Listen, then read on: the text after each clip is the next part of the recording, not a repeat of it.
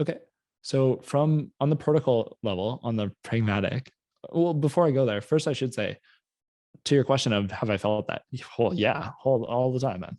Like definitely the sense of like things are starting to flash in my peripheries. There's this idea that there's like sirens or like lights all around. It's like, okay, things are getting real. Like stretch thin. I don't know if I can get out of this. Like danger. Like, yeah, that's a real thing. What I've heard from you though is like a bridge between that state to almost like an excitement for the opportunity to practice in it. Yeah. And that's been very consciously cultivated over many years.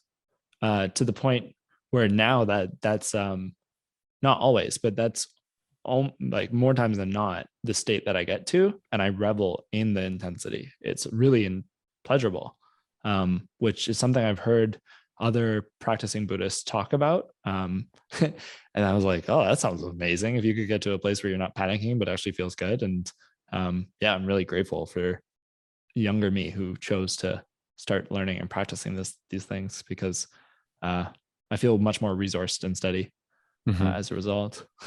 Hmm.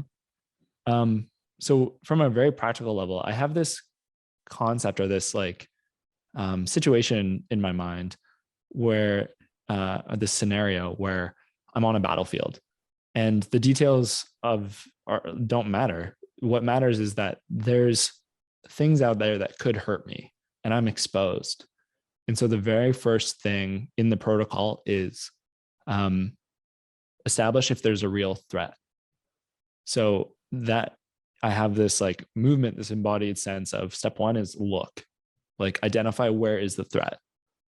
And so if I look up and it's like, okay, there's somebody with a gun aiming at me. And I just want to pause to say that for people in the world, this is going on right now. And as much as we are able to talk about this and explore it in an intellectual or philosophical way, I also hold in my heart the heaviness that there are real points of contention and violence going on right now. So I hope they are well and safe. So with the threat of violence, if that can be identified as being real, the second step is not what to do about it or how do I respond?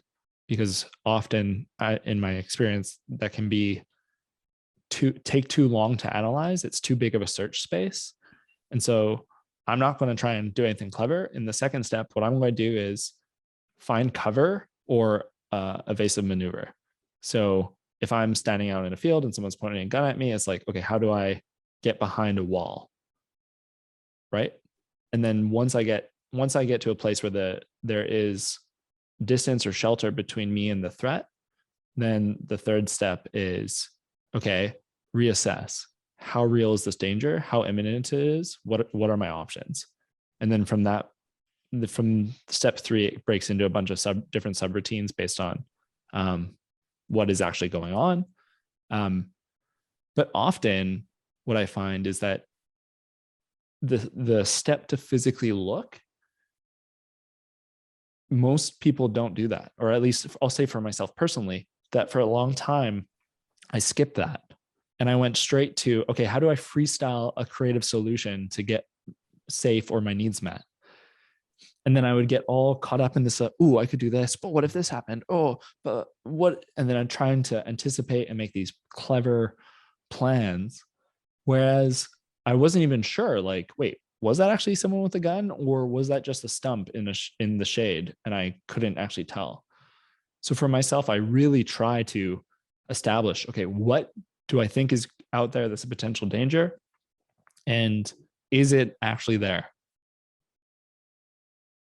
And so that protocol I like run through every time there's like a major like a trauma or whatever, all these things. So that is to say that this protocol represents that there are things that are dangerous in the world. And there are some things that ought to be avoided or defended or acted against. And I want to acknowledge that we can't meditate and float above conflict. I think that's important to recognize. Hey, welcome to Today Dreamer, a podcast and YouTube channel where we explore the interplay between inner and outer work, and we look at what cultivating the practice of presence within our lives feels and looks like once we clear the mind and open the heart. So this is just a short clip from a full podcast episode, which I'll leave a link to around here somewhere. And if you'd like to check out the whole catalogue of episodes along with guided meditations and what I have on offer, please head over to todaydreamer.com and have a peek. Also, if you haven't already, don't forget to subscribe and click the little notification bell so you don't miss any of the good stuff to come.